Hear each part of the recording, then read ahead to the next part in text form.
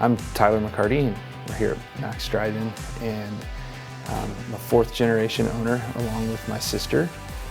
You know, in the food service business and been an integral part of McCook here for a long time. So it's exciting to be a part of a business that's not just about food, but about being kind of part of the fabric of this community. So a lot of pride in that. I always knew that I was probably going to be back in McCook, but I never in a million years thought I'd be here at Max doing food service. This is a big departure from what I have been doing in the past. But when I start assessing, you know, what's really important to me and my family, it's less about what I'm doing and who I'm doing it with and why I'm doing it. So again, it's less about burgers and fries and more about the people. And it's an honor to be able to do it with my family, to continue on something that has, you know, now in its fourth generation. So that means a great deal. You know, I'm blessed to have a family business here that I could engage with. But at the same time, we've started some other things. We're pursuing some other business avenues. I had heard about someone farming shrimp in the Midwest, and at the time I just kind of thought, oh, it's kind of a novel idea. It's pretty interesting. But it circled back a couple years later when, you know, my wife and I were really considering what we wanted, and kind of feeling like maybe I was coming to the end of a couple things with my current business and looking at what's next. And I was reintroduced to shrimp farming. And so I really saw an opportunity that, man, this is an industry that's either headed for complete failure, or if people really knew what was going on here, they probably would never eat seafood. So I saw that as like there's room for some disruption there. And then coupled with, you know, the agriculture heritage of our area, and knowing that farming is very, very difficult. Agriculture is very difficult, and we probably need to think about things a little bit differently if we're going to continue to be sustainable into the future. For me, it really is about the future of food and the future of agriculture, and taking a real small little step here in Southwest Nebraska to help make that happen.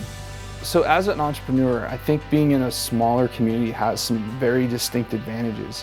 One is people are generally excited about things. So if you have an idea or something you want to pursue, there are generally a bunch of people and a lot of people that really want to see you succeed, because it doesn't happen all the time. So, you know, immediately, you know, when I started reaching out and saying, hey, here's what I'm thinking about doing, I had people that were going out of their way to make connections to, you know, hey, you know who you need to talk to is this guy. So I think there is a genuine excitement in Southwest Nebraska about, you know, the next generation doing, you know, creating jobs that are going to be here for the next generation. I cannot go a day in this town without someone stopping and saying, hey, Tyler, how's the new business? How's the shrimp doing? Tell me about that. What's that like?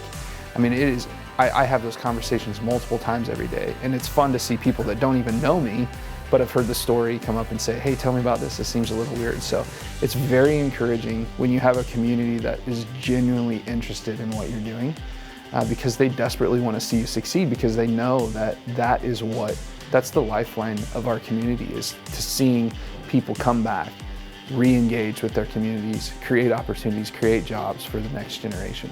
You know, we live in a time where you do not have to live where you work. And that used to be, you used to have to chase your job, you used to have to chase your career, but now more and more, you can choose the lifestyle that you want to have, and with the ability to work remote or work from home, or just a whole host of opportunities, you know, to evaluate what's most important. And for those who are looking for a well-integrated life with family and a sense of community and a sense of involvement, there's no better place to do it, you know, than McCook in Southwest Nebraska. One thing I say a lot is that I was born in McCook by chance, but I live here by choice.